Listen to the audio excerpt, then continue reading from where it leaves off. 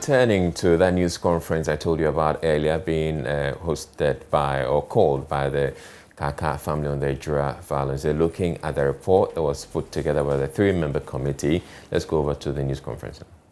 All that we are naturally saddened that over 90 days after the Ejura incident, it had to take a freedom of information request from us and the families of the victims of Ejura killings to compel the government to release this report into public domain for discussions. And I can remember we had to give government 14 days for ultimatum for them to release the report. For us, the delay in releasing the report does not reflect any sense of agency or commitment to bringing justice to the people of Ejura. We think that the delay is definitely inconsistent with the demands of our laws and with what our democracy requires.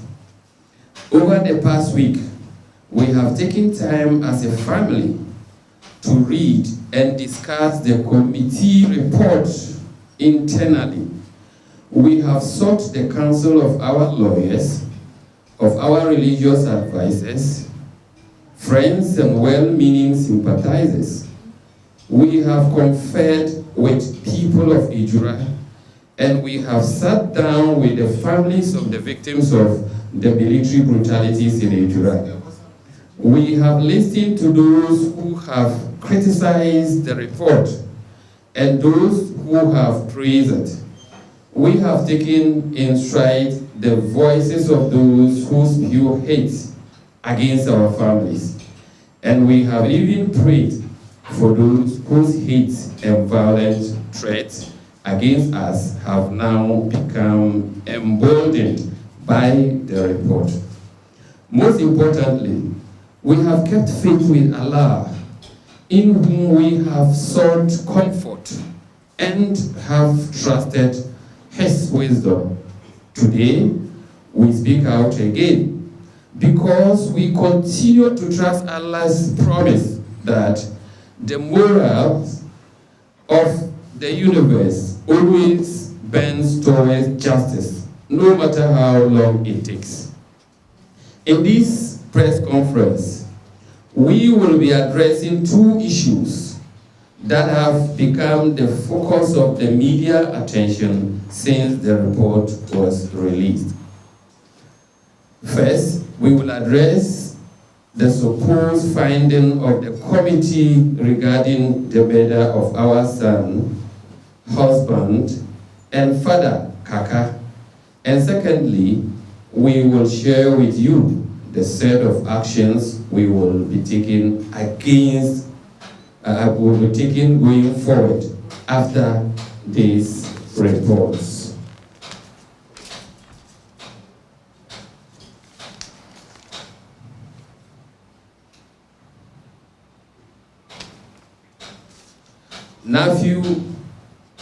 My nephew will take you through the work and report of the committee, and I will intervene towards the end to provide you short statement on the next course of action of the family. At the end of that, we will take questions from you. We can also direct your questions to the families of the victims of Ejura killings who are also here today with us. At this stage, I give floor to my nephew, the spokesperson for the Kaaka's family to continue. Thank you.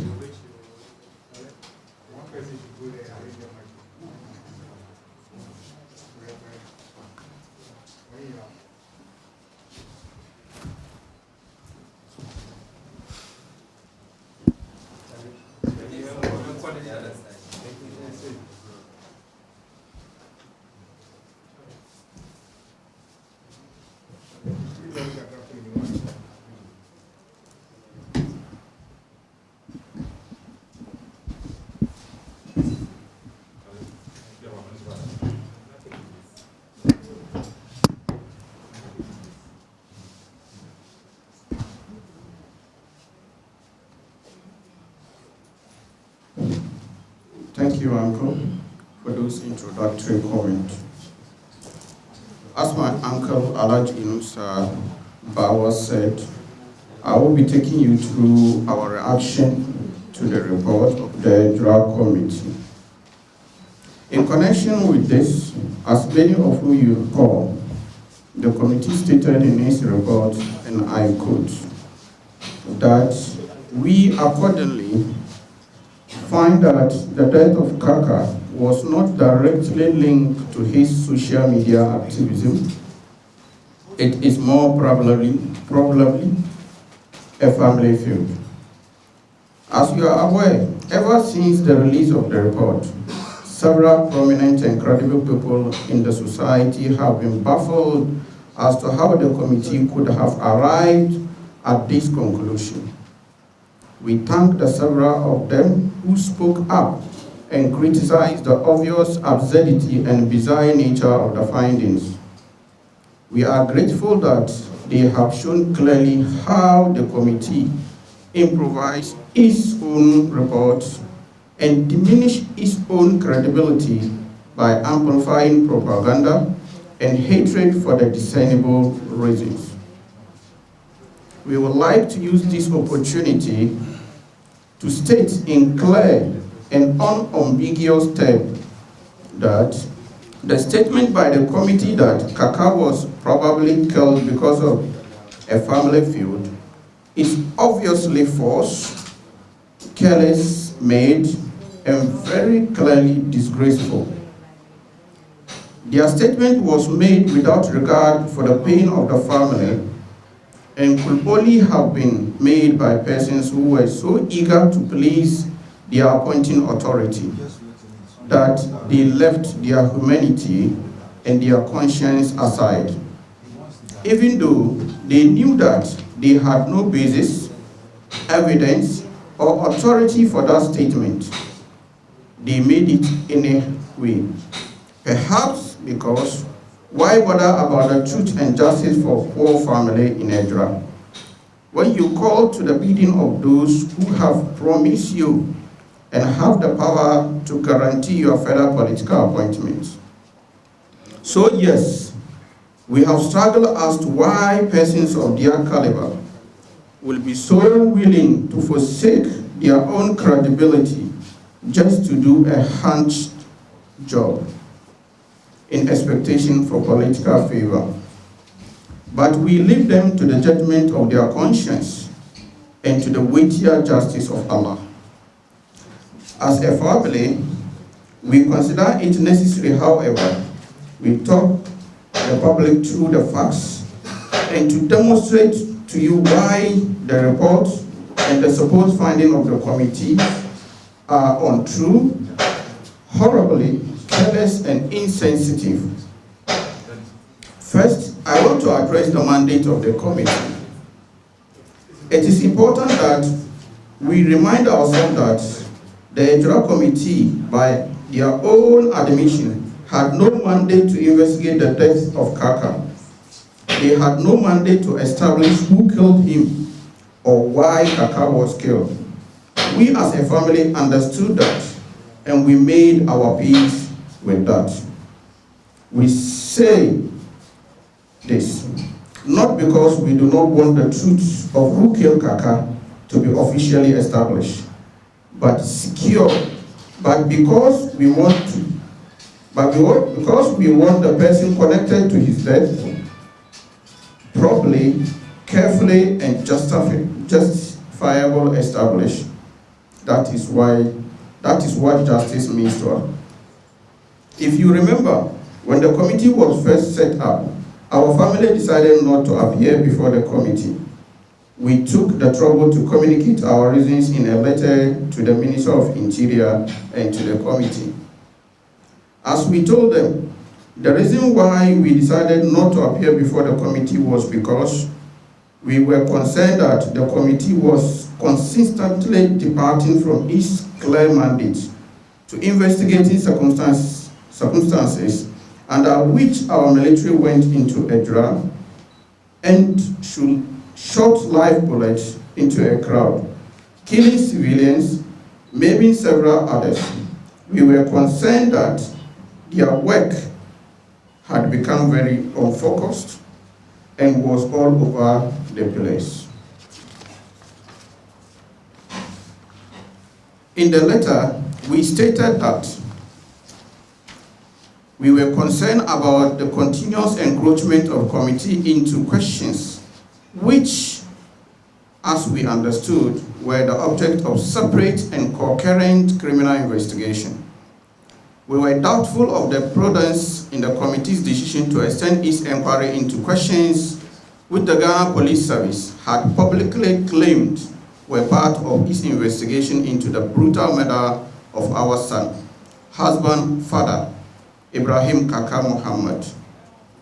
We reiterated our concern that the committee was receiving testimony from persons who could potentially be called to testify in a criminal trial relating to the murder of Kaaka, or in a subsequent criminal trial of the individual who are criminally capable of shooting of unarmed civilians and children in Ejura. We noted in particular the failure of the committee to advise witnesses of their constitutional right against self-incrimination, of their right to attend the hearing with the assistance of counsel, and failing to advise them that nothing they say before the committee was privileged and that all could be abused against them in a criminal trial. After the chiefs and elders of Ejura summoned the family and rebuked us for our decision not to participate in the hearing, we felt compelled to appear before the committee. We did so largely against our will, but in the hope that those families who had lost their loved ones and seen their injured will feel more confident in appearing before the committee. It was, after all, because of them the committee had been created. Yet even when we appear before the committee, Sahada Wudu, Kaaka's widow, was the only person who took the trouble to ask the committee to clarify its mandate. At no point previously had the committee taken the trouble to clarify its mandate to the witness who appeared before it. In response to Sahada, the committee made it clear that they had no business looking into the death of Kaaka. They admitted on camera, unequivocally, that because the matter was under investigation by the police, it would be improper for them to intervene on those issues. Despite all this, the committee went ahead and made 40% of its findings about the murder investigation into the death of Kaaka. They also made statements that even common sense would have told them was improper. By so doing, they clearly prejudiced the criminal investigation into Kaaka's murder. At this stage, let us interrogate their own findings that Kaaka's murder has nothing to do with his social media activity. Let's accept, even though the committee had no mandate to look into the Kaaka's issue, they went ahead, did just that. One of the things we are baffled by it is that even when they made pronouncement on their issue, the committee was also selective about the kind of evidence it wanted to rely on, what it wanted to believe. All for those justifiable reasons. All for those justifiable reasons. With a single stroke of pen, and without any independent investigation of their own to disprove or add weight to any testimony, they decided to choose without testimony that they wanted to believe which ones they wanted to discount. They wanted to believe and which one they wanted to discount. As, for instance, according to the committee, they decided that Sahada's hour-long testimony that her husband confided in her on several occasions that the threats against his life in connection with his social media activism was pure speculation. In reaching that conclusion, the committee said that This was because Sahada had not reported those threats to the police and had not told the police about the identity of the individuals.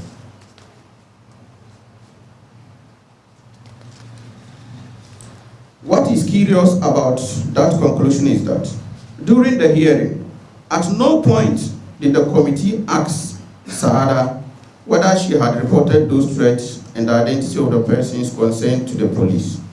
When you watch the recording of the hearing, at the 31st minute of her appearance before the committee, Ms. Juliet Adame Amwa, a member of the committee, asked Sahada to confirm that she knows the identity of the individuals who were threatening her husband. After Sahada confirmed that she did, the same member of the committee advised Sahada to go ahead and report the names of the individuals to the police.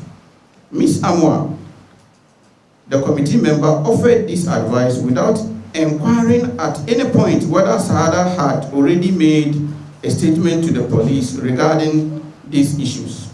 In fact, at the time of her appearance before the committee, Sahada had already made a statement to the same effect to the police. This the committee could have easily verified this information as they have access to the police docket on Kaaka. Further, the committee suggested that videos submitted to them by certain Abi workers did not contain threats to Kaaka's life, and that the video appeared after Kaaka's death. They claim that for this reason, they doubted the authenticity of the videos and considered that this allowed them to state categorically that, accordingly, find that the death of Kaaka was not directly linked to his social media activism. This was the only basis for their conclusion. What is curious is that a committee which was sold to the public as a fact-finding committee made no attempt to actually find out any facts of its own, even though they received several witness statements that made reference to Kaaka's role as a social media activist. They did not even try to take a look at Kaaka's social media activism. How was it possible for committee to make 40% of its finding about the death of Kaaka social media activist? How possible is it possible for a committee to make 40% of its finding about the death of a social media activist and yet not even take the trouble to go to Google the individual or go through his social media feed? Surely, this is not only embarrassing, but discredits the report and whatever conclusion they reach.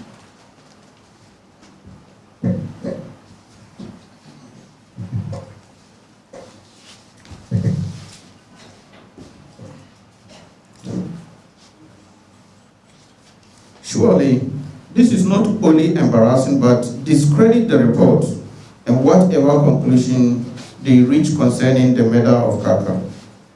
Had the committee been taking the trouble to independently look into Kaaka's social media activism, they would have confirmed for themselves several videos that are still on Kaaka's Facebook page, where he himself recorded various individuals and mentioned names of persons threatening him. They had done so. Had they done so, they would have confirmed for themselves that all these videos were mostly live streamed, made on Facebook, and not edited video or videos capable of being tampered with. Who investigates the killing of a social media activist without even logging onto social media? Not even once. I want us all to pause and reflect on this issue. Who investigates the killing of a social media activist without even logging on to social media? Not even at once. You see why it is not surprising that so many people have found the finding of the committee to be very porous. Even as the committee has sought to couch their weak and baseless evidence in exaggerated language, many have been through it and are now convinced that their language did little to cover up the debt of their shoddy job. The final thing I want to address is the bizarre claim by the committee that Kaaka's murder was probably because of a family feud. Now, one could expect that because of the gravity of such conclusion is possible repercussion in terms of the public interest in this matter and its effect on the ongoing criminal inquiry into Kaaka's death, the committee would have taken time to demonstrate clearly and based sound logic how it arrived at that weighty conclusion. Yet again, the committee failed at this. Their careless regard for the family of Kaaka was evident in that conclusion and has now been confirmed in their subsequent statement in the press.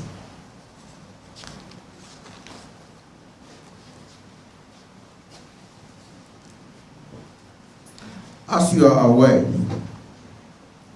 Dr. Vladimir Entridanso has gone on to say publicly that we, the Kaaka family, have no right to question the work of the committee. In his own words, he said, they do not have the right to question us because they did not send us. Obviously, if accept his logic, it will mean that the committee saw itself as only accountable to the person who set them up and not to be the families of victims, the persons directly affected by the incident in Ejura, or even Ghanaian public. We think that this is unacceptable. At no way in the entire report of the committee did they demonstrate or was there any evidence to show that the family of Kaaka was embroiled in any turmoil or feud. In fact, in reaching their conclusion, they rely wholesale on the testimony of one Aminu Muhammad, an individual who they say chose to hear behind closed doors, even though this individual has previously repeated some of their discredit statement on Facebook prior to the meeting, the committee.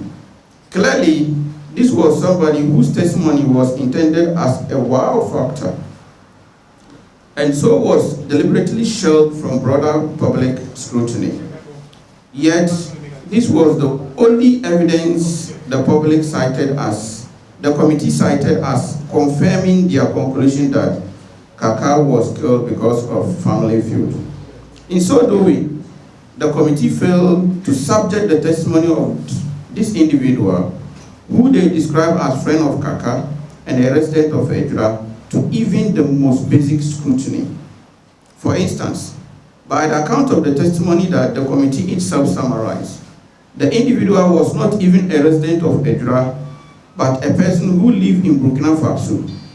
Secondly, the said individual whose version they decided to swallow hook, line, and sinker was not even in Ejura when Kaaka was killed or at the time of the Ejura killing.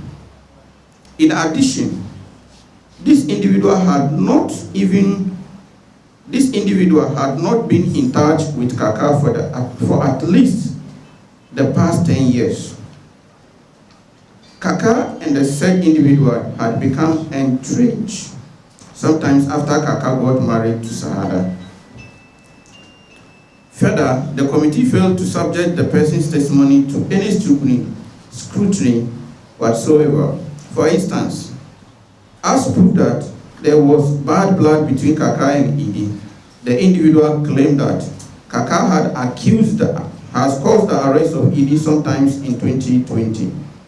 According to this individual, Idi had been kept in a Ejura police cell for about 3 days at the instance of Kaaka, and that he, Aminu, had advised Kaaka to leave Idi in the cell for about a week to teach Idi a lesson. The said Aminu even went on to allege that Kaaka's mother had paid a bribe to the Ejura police to secure the release of Idi after 3 days. He also claimed that Idi traveled to Nigeria soon after this release. Despite this heavy reliance on this individual statement, at no point did the supposed fact-finding committee seek to establish whether there was, in fact, any record of arrests against Idi in 2020, or attempt to cross-check with the police of any fanciful stories Aminu narrated to them. They did not even verify whether indeed Idi had traveled out of the country in 2020, as alleged by said individual. In addition, the committee decided to overlook the obvious absurdities in this story, including the accusation of bribe, corruption made against the police service. The committee, for no discernible reason, chose to blame this individual. No attempts were made to corroborate or independently establish any of the claims made by the said Aminu Mohammed. The committee's failure to perform the most basic due diligence on this story is baffling. The result was that the committee became the mouthpiece of fake news and a senseless conspiracy theory. As a fact-finding committee, the Kumsin committee had one job, that was to establish facts. They failed in that task miserably. We are also disappointed that the committee treated the testimony of another individual, Sadia Fuseni, who accused Baba Idi of having something to do with the attack on his brother, as more reasonably probably. Even though the committee, by its own assertion, had been given access to the docket on Kaaka, they decided to ignore the fact that the same individual giving contradictory statements to the police regarding those she claimed to have seen on that night. They treated as irrelevant the fact that the same individual recanted her story. They treated as irrelevant the fact that the same individual recanted her story several times and has in fact given recorded interviews in which she contradicted herself severally on the same issue. Similarly,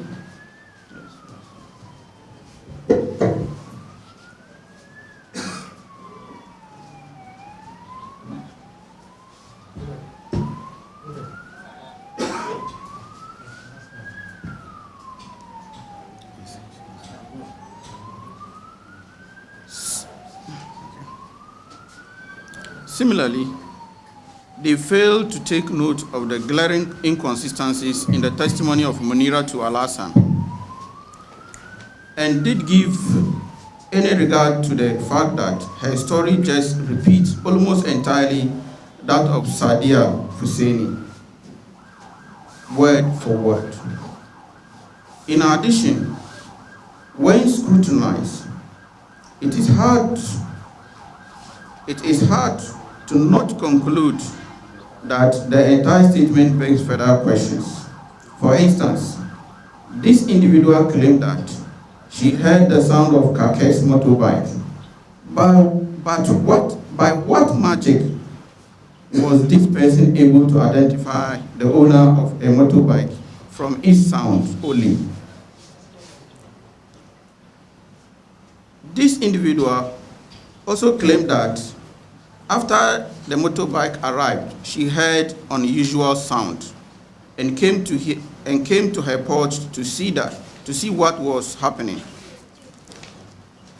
Yet she did not she did not, by her own assertion, see anybody attack Kaaka. This was strange because, even by her narration, she would have been the first witness to the scene because she came out immediately when she claimed to have heard the strange sound.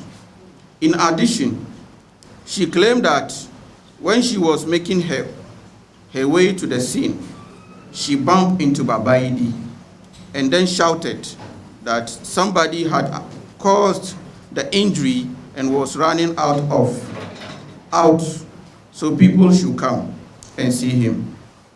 If by her own assertion that somebody she saw was Babaidi, why did she not say it there?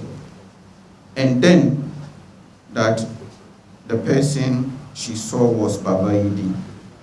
It seemed clearly to us that the committee was only interested in believing any narrative they found was unfavorable to the family of Kaaka. As such, whenever they encountered the evidence that they did not conform to their made up minds, they either discounted it or did not even bother to solicit it. Also, whenever they heard any account that conformed to what they wanted to hear, they did not even bother to probe it further. We are disappointed that a committee charged with such an important national duty so shamefully failed to uphold the most basic value of impartiality and diligence. We are also disappointed that a committee supposedly chaired by a justice of a court of appeal failed to show the minimum level of legal awareness and a sense of judicial restraint. Instead, the committee completely abandoned due process, showed zero respect for the fair trial rights of persons currently arrested in connection with the police inquiry into the death of Kaaka. We take this as sufficient evidence of their lack of integrity and their insensitivity. We are now unfortunately convinced that following the porous work conducted by the committee, the Attorney General will, on the authority of his commission hatchet job, discontinue the prosecution of 2 members of the MPP who were arrested in connection with Kaaka's murder. We have always known this to be intention of the person involved in this charade.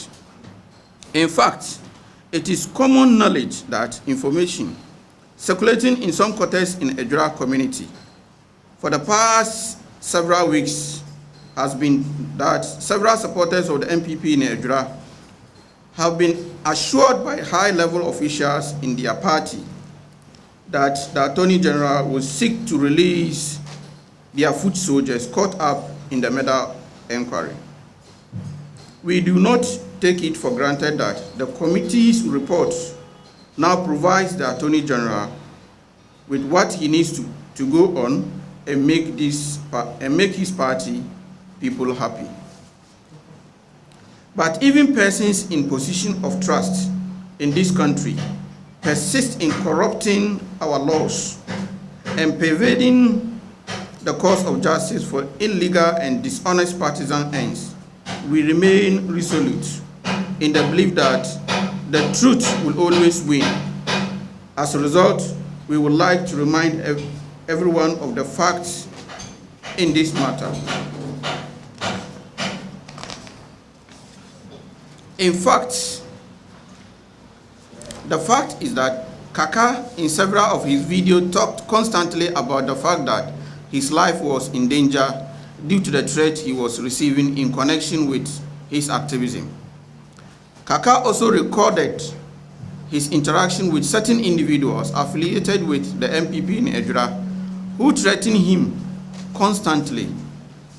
These individuals told Kaaka that they thought he was making their political party look bad and that his activism will affect the electoral fortunes of the party.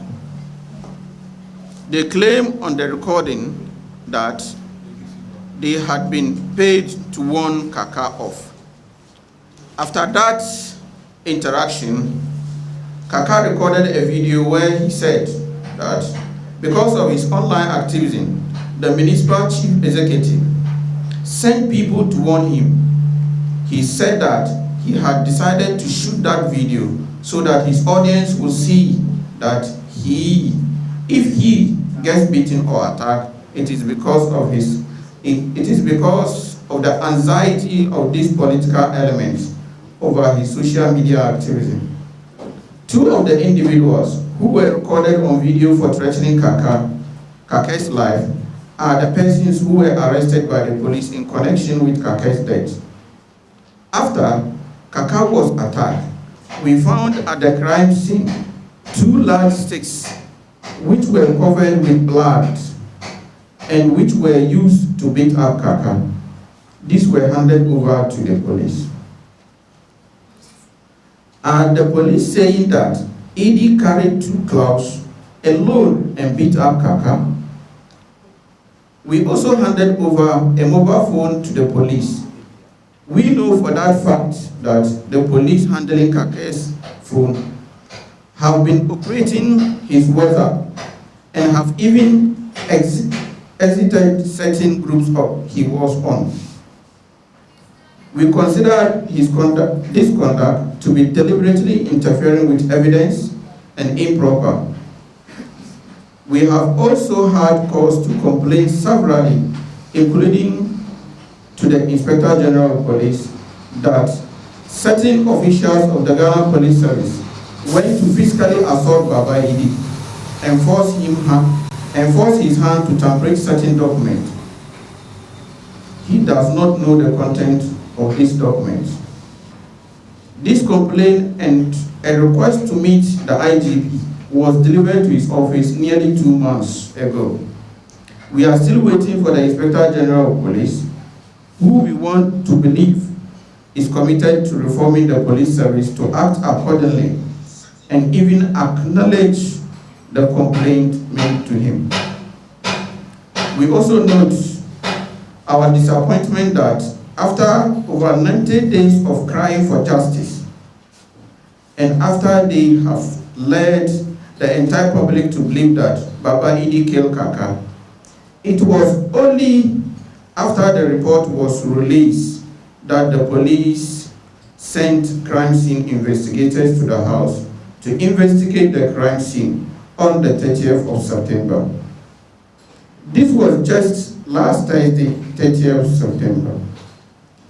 In essence, police did not even take the trouble to properly investigate the scene of the crime before leading the onslaught against our family for several months ago.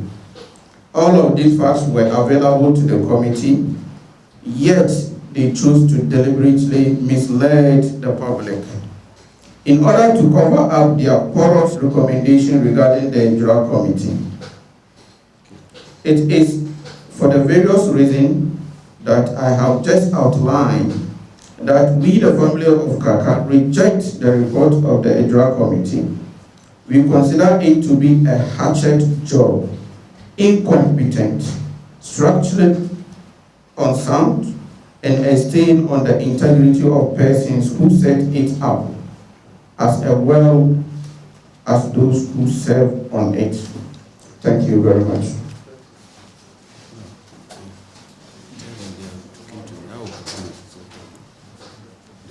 So we are going to look at the conclusion part of it. Please, we are not yet done. Yeah, this is the step 2. That we are. That one, be patient with us. It's just a few minutes. I will round it off. Yeah, so please, we will just end it, right?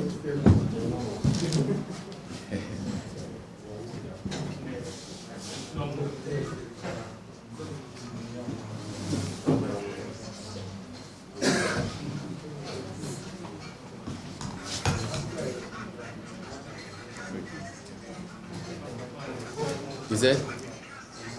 To Kadoki. Yeah,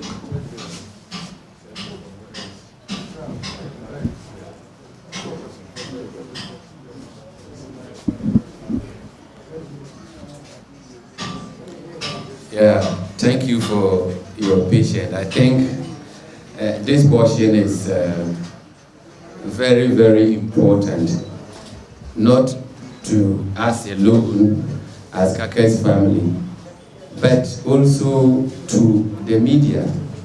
So be patient with us. Thank you very much, the spokesperson of Kaaka's family, my nephew, Mohammed. At this stage, we would like to inform the press of some of the steps the family will be taking. Earlier on, I think we had already informed you that this press conference is in 2 steps. So this is the last part and the most important part of the steps here. So, yeah. After due deliberation, the family has decided to make a formal police complaint against the said Aminu Mohammed regarding the allegations of bribery, corruption he made against the mother of Kaaka and the Ejura police. We think that this accusation should not be taken for granted, as it taints the Ejura police in a considerable manner. We believe that it is in the interest of the Ejura police to get to the bottom of this allegation of corruption and the dereliction of duty made against the Ghana Police Service. This is important to ensure the faith of the public in the work of the police service. To make a formal police complaint regarding the Sadia Fuseni and her sidekick Munira to Alasan for what we believe to be deliberate lies and attempt to deceive the police in the performance of their functions. To request another audience with the Inspector General of Police regarding our displeasure with the investigation into Kaaka's murder. The family is also considering all its legal rights in connection with the report of the Ejura Committee, including the possibility of legal action against the members of the Ejura Committee and some of the witnesses who appear before them. In this connection, are also asking for the support of the public towards the welfare needs of Kaaka's widow and 5 children who have been left behind, as well as to support our fight for justice. We will appreciate any help towards covering our legal fees in this question, and I will urge the media to, and already he was the breadwinner of the family, now he's no more. And you know, this battle is not an easy battle. It is a battle that we have to deal with the authority. And I'm sure all of you here want justice. So you should help us at least to solicit some funds that can help the children and also our legal battle. We are also hoping that a fund will be established to honor Kaaka and to train upcoming citizen journalists who understand the virtue of speaking truth to the establishment. We have made an appeal to the National Chief Imam, our father, our grandfather, the most honest person that we know, to support us in this endeavor. We are also counting on the support of the public to protect Kaaka's legacy by supporting the fund when instituted. Kaaka died as a hero, and we are certain that his courage and conviction will defy the cowardice of those who refuse him justice. We are confident that his memory will inspire a new generation of Ghanaians who will take up the call in our nation and in our national anthem for us to cherish fearless honesty and to boldly defend our democracy. Here, I will thank the media and thank you all for coming. So I will hand over. But before I do that, I would like the media to help me to give thanks to our legal counsel. I think he's not here. Most of the times when we have a program like this, he's always with us. But he has traveled to London, and then I think the assistants are helping. In fact, he is doing this not because of anything, not because of politics, but he's doing it for his quest for justice. And we need some of people like him doing things without money. We have not paid him anything, but he himself is even using his fund in organizing this thing. So we thank lawyer Oliver Vermo. We thank you very much. Okay. Thank you very much. There will be some questions if you can ask them. But the family of one of the victims of the military shooting is also here. So I don't know if you also he would have some word. Yes, so it's Abulai.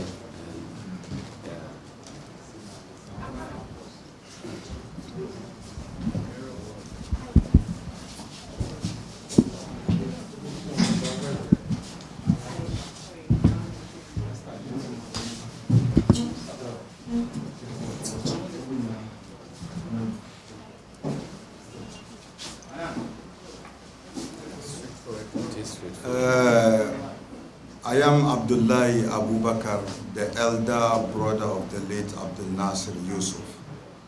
We as a family of the late Abdul Nasir Yusuf are here to support the idea of this press conference.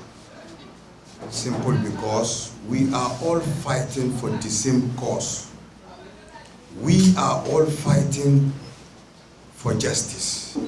And I think every one of you here are with the same mind. We are seeking for justice. I think we are in the country of law.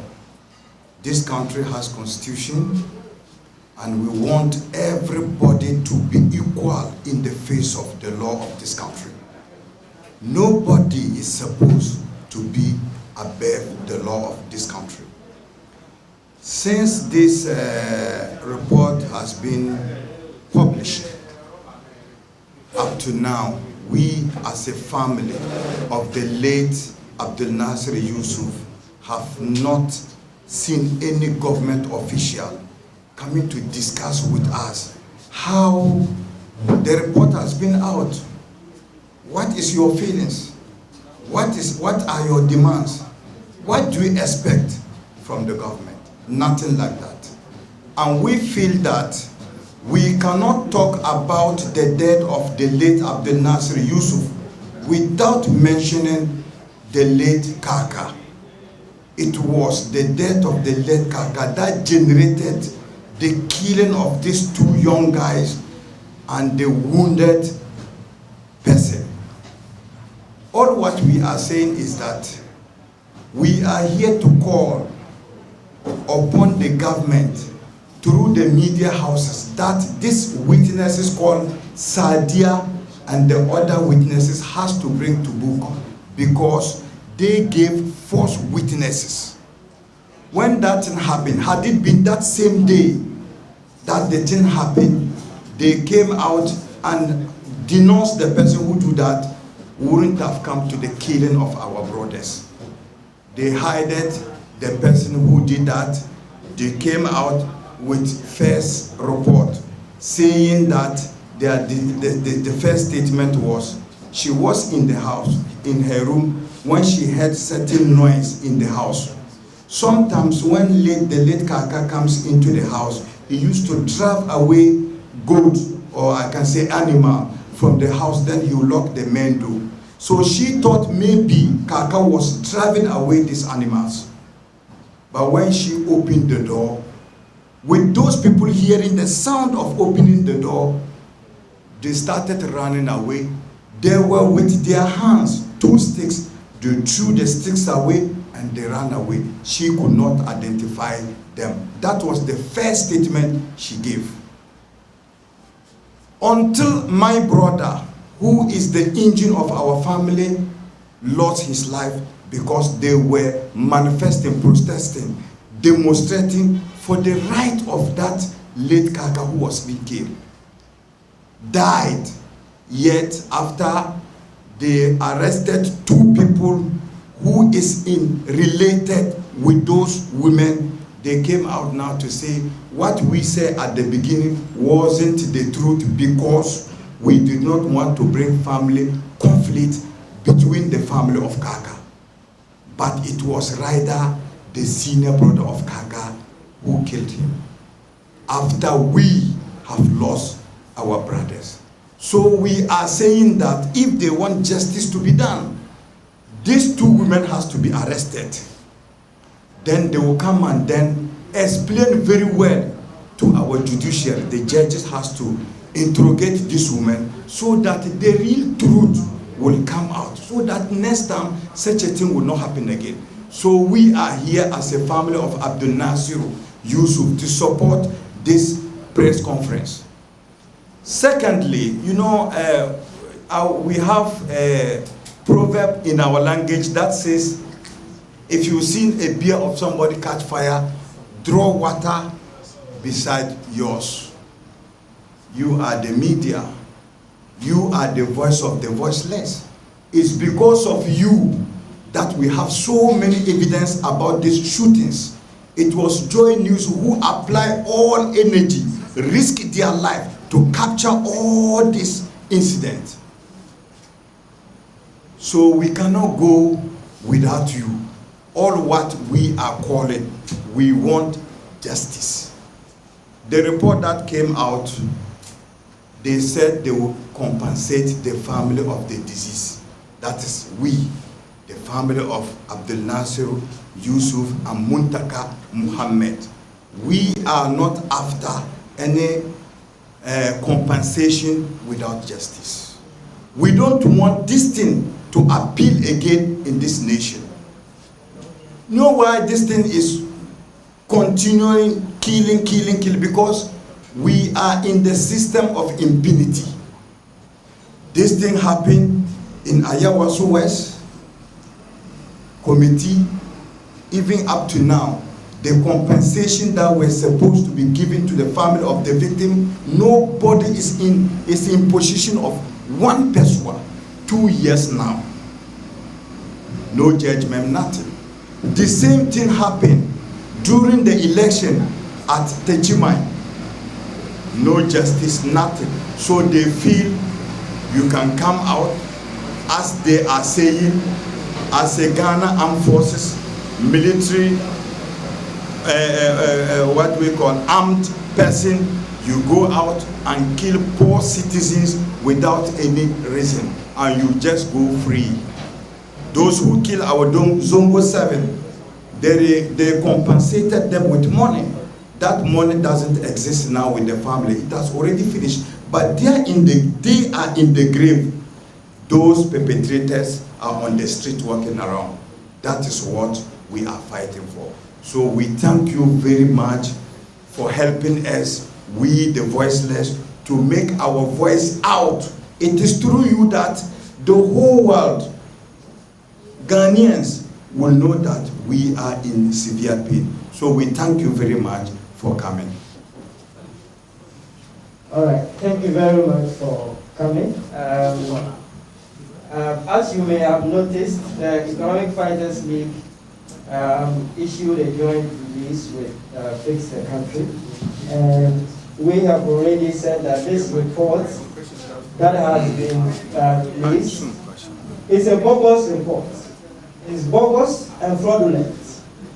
And Nephew has done justice to why it is bogus and fraudulent. A lot of the findings are completely out of line, and clearly, I mean, it just doesn't make sense. Soldiers have gone on the ground, and you yourself have stated that immediately they got down from their vehicle, they started shooting at unarmed, harmless civilians, leading to the death of young people and the permanent maiming of others. And what you can recommend is that the military should do internal investigation and give appropriate sanctions. What is the meaning of that? What is the meaning of that? We all know that none of these investigations ever brings any sort of justice. So this report must be thrown into the dustbin. And I think that the work that these people have done, they must sit down and do introspection and ask themselves, if they were in the position of the families that have been affected, would they have been happy with this report? Now, I will not go into some of the specifics in the report, but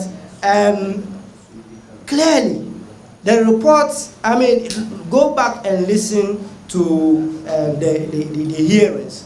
Madam Saada here, she would have spoken today, but she says she's not feeling very well. So she has chosen not to speak. But when she appeared before the committee, she asked them point blank, are you here to investigate the murder of my husband? And they said no. So in what capacity, by what mandate, by what stretch of the imagination were they able to come out with a finding that Kaaka was not killed by reason of his activism, without even verifying any of the videos that Kaaka himself made about threats on his life on his Facebook page, without even getting any sort of evidence, hard evidence on the ground, including the murder weapons that were at the scene of the murder. I also like to use this opportunity to also thank the media and provide some context into what some of the things that we've been doing since the incident happened in June. We had been, when we heard about Kaaka's attack, because we had been in touch with him, he was working with one of our fighters called Rasbamba, and when it happened and we got wind of it, we immediately dispatched some fighters to come for Alochi Teaching Hospital to be with him and some of the other victims. Unfortunately, he lost his life, and we were able to raise some funding based on the benevolence of the public, up to around 11,000 that we made available to the Kaaka family and the other families.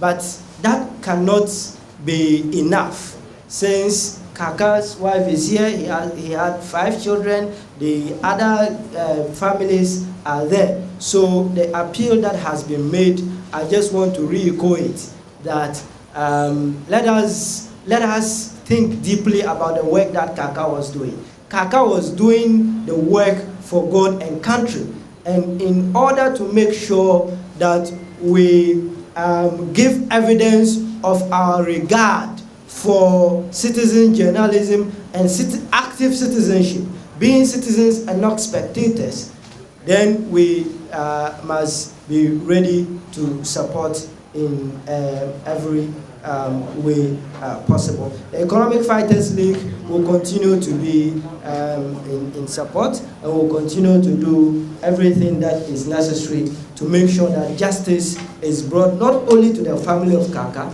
but to the families of the others who were murdered by the soldiers, and all the impunity that has greeted the investigations and the report. That was a fraudulent report that has been released. Okay, so Madam Sada, Kaaka's widow, will say a few words, and then ex-wife.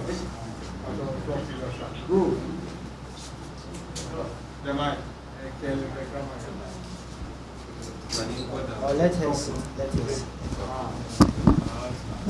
She's cleaning, so she's cleaning.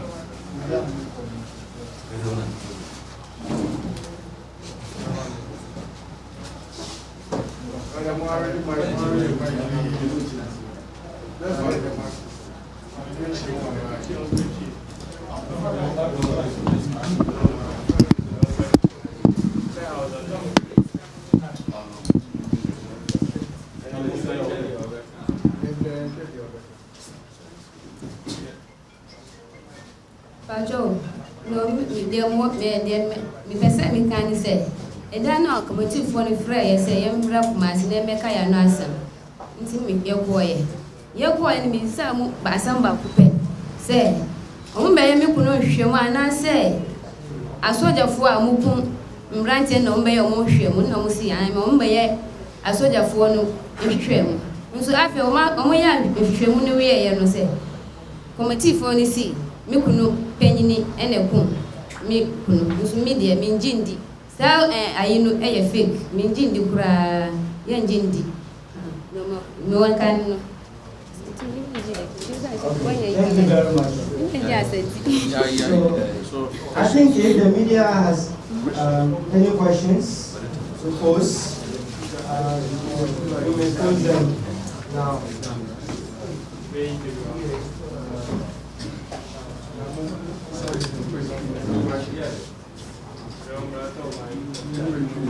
My name is Isam Mohammed. You said the hearing was done in Kama, that of Kaaka's relative, whose testimony was used on to say the figure that Kaaka was killed as a result of family. Were you present at that instance where the hearing? Yes, when he was being killed, because we were not, it was in camera, so the public was.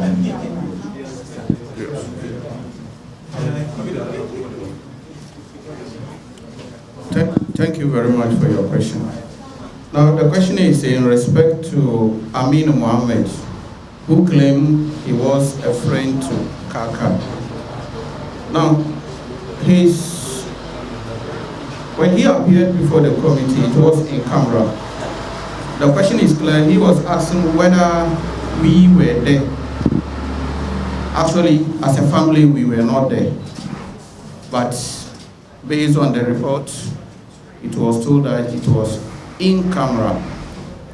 So we are not allowed in. We as a family were not there, so it was held in camera.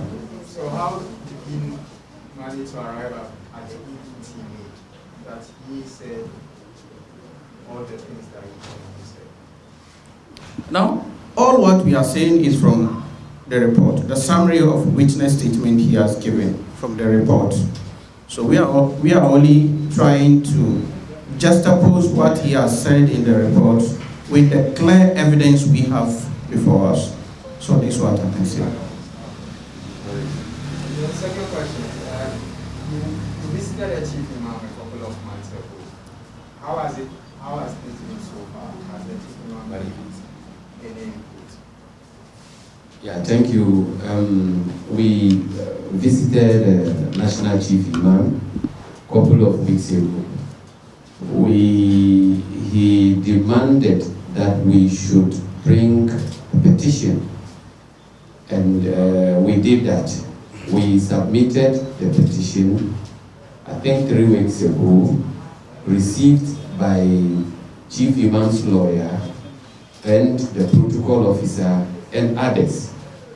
And to be frank with you, they said they were going to treat it in a sense of agency. But something happened.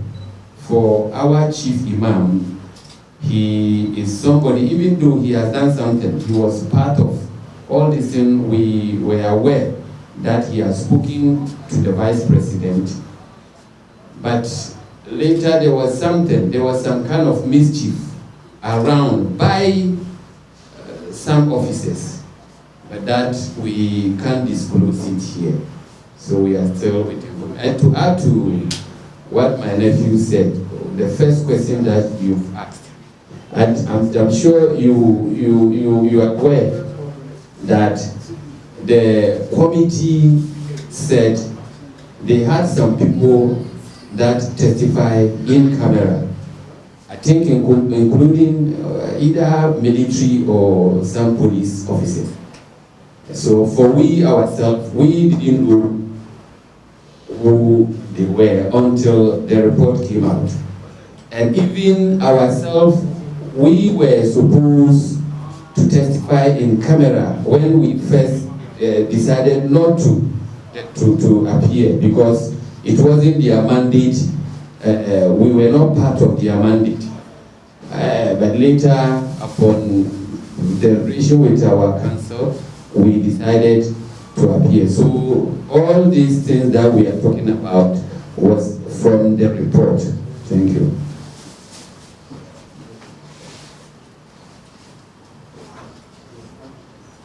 Okay.